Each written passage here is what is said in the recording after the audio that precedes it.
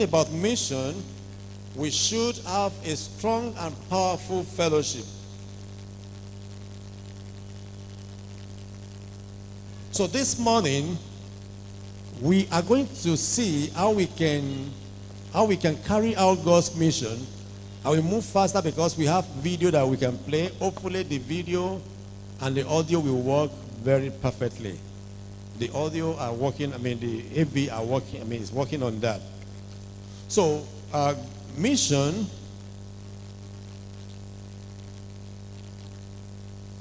so we talk about total members involvement. Total member involvement, TMI. Yes. When we are planning mission in our campuses, you should carry everybody along. But I must not forget to mention this, that not everyone will identify with you. Not everyone will take active part in God's mission. But as much as possible, we should encourage everybody in God's business. Now, when we talk of total members' involvement, we're looking at God's means of reaching out to people, in which every one of us we have role to play. Now, when we talk of evangelism or mission, there are steps that we need to follow. There are areas we need to take into consideration. How do you go about mission on your campus? How does your fellowship involve in mission? Mission is like embarking on agriculture. It's like what? Now, let me ask you a question. How many of us know about farming very well? You've gone to farm, you know how to farm. It can be at your backyard. It can be something that is maybe very small. It can be going into outside of the city before you get to your farm. I grew up in a family where they do farming very well. My father was a great farmer. And then I learned farming from him, and today, by God's grace, I still do that. Even as a pastor, I have farm. I grow a lot of things.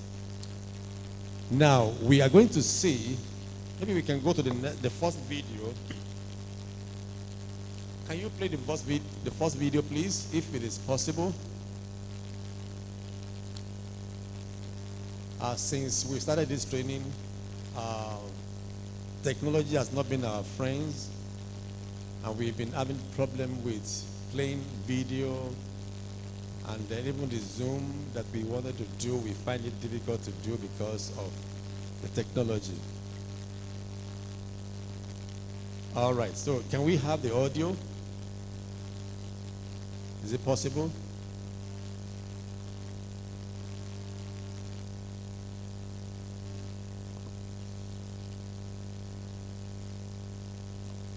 It's coming out. Can you make it louder, please? Is that the maximum?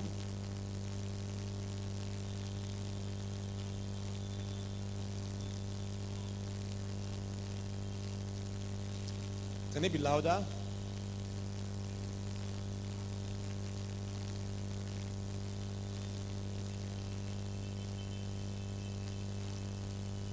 Can you hear what?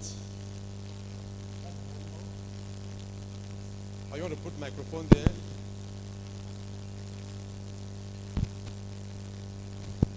If you can put the microphone.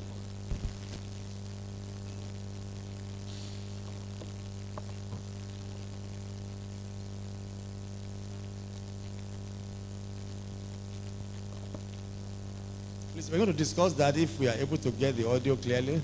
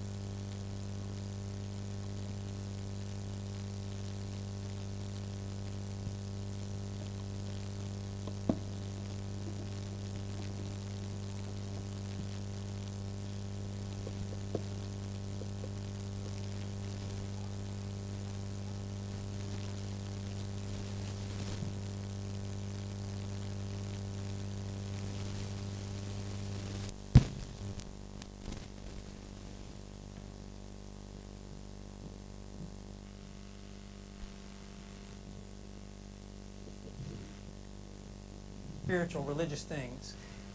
Is there something we can do to awaken that?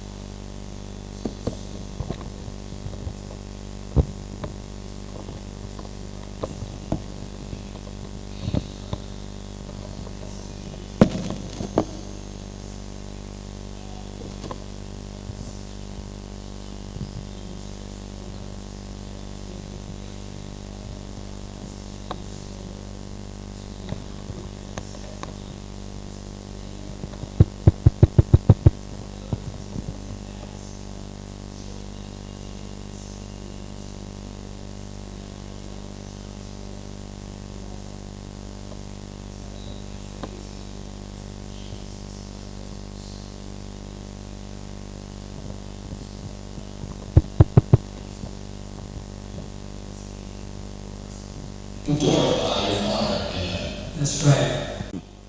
You want to plant something, you want to grow. And that is why they said, for us to grow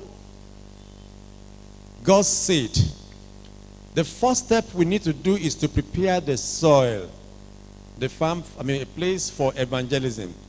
Now, what method are they recommending here?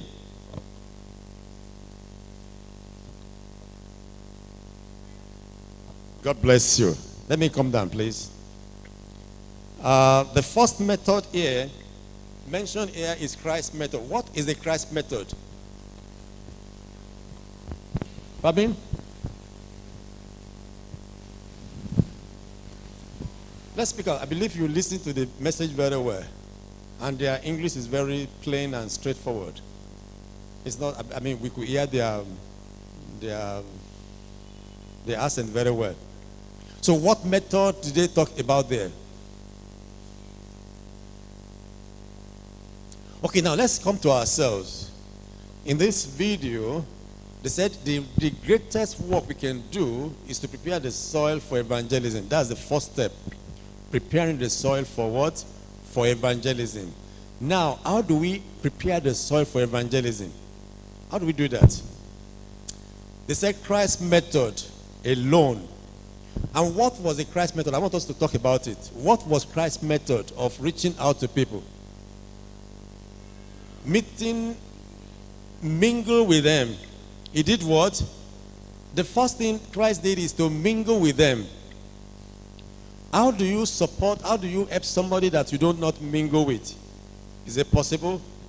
No. You don't know what people are passing through on your campuses, in your fellowship. You don't know what is going on outside of your fellowship. If you class yourself that I don't want to talk to somebody, I don't want to interact with somebody, we are missing the purpose. We are missing the goal. So Christ's method, he mingled with them as somebody who wants their goods, who want to benefit them. Now, can we discuss it? What method did Christ use when he was with his people?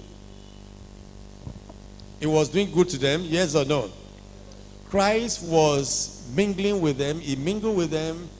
He met them at the point of their needs. How many of us do that in our fellowship? Or we just mind our own businesses? So, I used to give one example. In my own case, for instance, since I left Nigeria, I missed something, and that is missing the good soil, the good weather.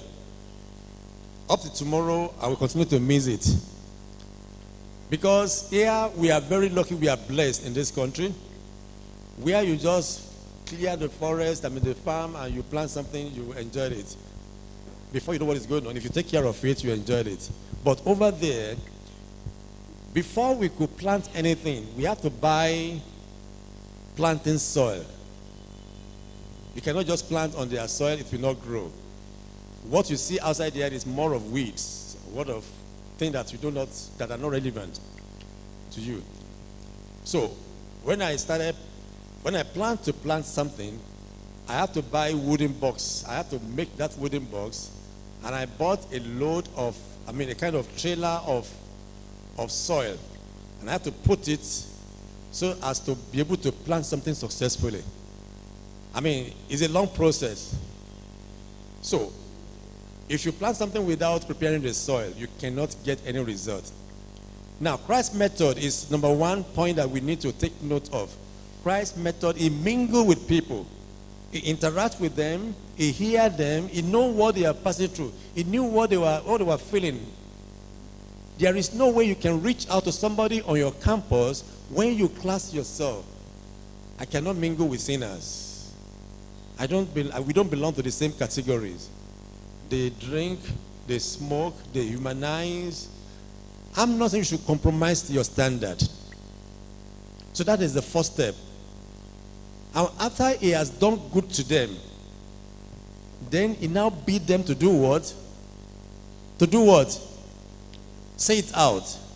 Follow me. Right? He's not just say follow me. He did something for them. Took care of them. Remember, he fed how many people? He fed 3,000, he fed 5,000. Is that not making good? Is that not being good to them? Yes, it was good to them. And he bid them, follow me. And they are ready to follow him. Even at the point Christ said, you follow me because I performed miracle. Because I fed you, because I did it, that is why they followed him. Before they could have genuine conversion, they must have experienced. The reason why they followed Christ was not because they want to meet with Christ, not because they want to hear the message, primarily because it was doing good to them. Many people will follow you to your fellowship because you are nice to them, because you